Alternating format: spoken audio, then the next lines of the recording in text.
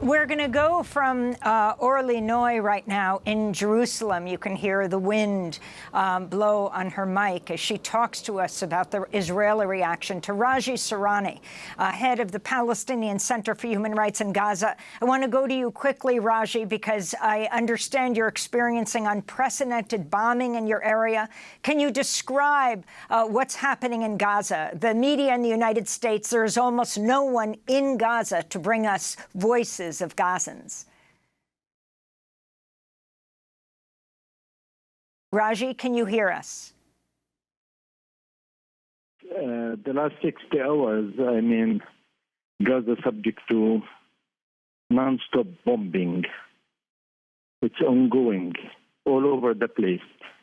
There is no single place you can call it safe haven in Gaza. Airplane, fighters, drones roaring all over the sky, and it's your lottery number, whether it's an apartment, whether it's tower with 100 apartments, whether it's a house, whether it's a hospital, whether it's a school, shelter used by UNRWA. Even the marketplace of Jabalia, the biggest refugee camp in the Middle East for Palestinians, 300,000 Palestinians were bombed, and almost 80 has been killed.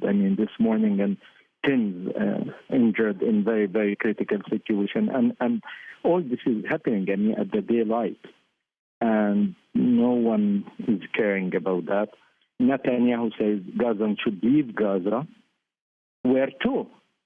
Even we don't have safe passage. And the Minister of Defense say we are going to cut electricity, water, food, oil, everything. Will be cut on Gaza. So 2.4 million civilians in Gaza are subject to unprecedented situation. It's very genocidal. It's coming from the highest level in Israel. If they have a problem with Hamas, we have no problem. They can compact them. If they have with Jihad Islamic, with Fatah, with the fighters of the resistance, that's fine. This is not our area of interest, but our area of interest, it's the civilians. And the civilians who are really in the eye of the storm, and they are the subject for the Israeli ongoing crimes. And still, Mr. KK, the ICC prosecutor, keeps silent, doing nothing, moving nowhere in this conflict, and doesn't hold Israel accountable for the ongoing crimes they committed over the course of years. Suppression, oppression, killing, blockade, apartheid, name it. All the menu of the crimes are there, which listed at Rome Statute, and no one is moving. No one is moving to provide any level of protection for Palestinian civilians. Once and again, this is going on now. At the course of these 60 or 70 hours, we having hundreds of people has been killed. Just children, we have above 100 children has been killed. Women, almost the same number. And the worst yet to come. We are sure, and we know that. The Israeli Prime Minister has told Gazans to leave. It's unclear, of course, where you've been able to go. Then they said that he was misunderstood, that he was saying you should leave the Hamas sites in Gaza. Can you respond to this, Raji Sourani? This is nonsense. This is nonsense. He is leading Smotrich and Ben Ghafir. He is leading people who say Palestinians don't exist and who says Palestinians should leave. This is the land of Israel. This is the historical land of Israel, and we are taking over. There is no other state, and there is no other people. There is one people. There is one self-determination. It's for the Israeli Jews. So he's a big liar. It wasn't a spell of tongue. He came after cabinet meeting and after a meeting with his top security and military people, and he was reading from a paper.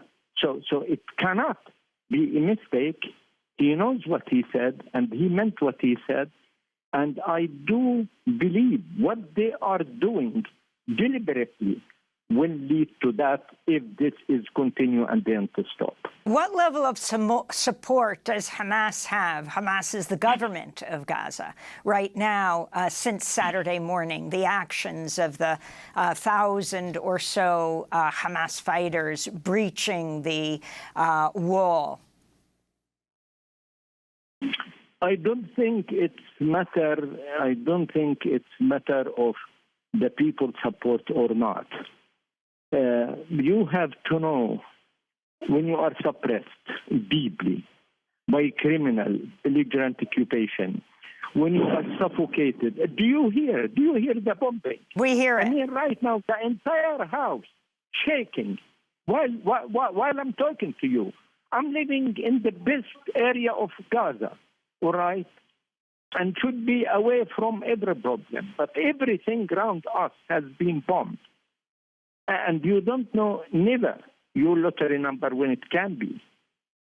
There is no safe haven in this place. I lived all my life in this part of the world. I lived the mathematics and the chemistry, but I never, ever witnessed anything as such. And I'm telling you, I mean, if the Israeli made it, and they did, the landing Kerjan, situation will be much, much worse than this. Massacres will happen, I mean, to civilians.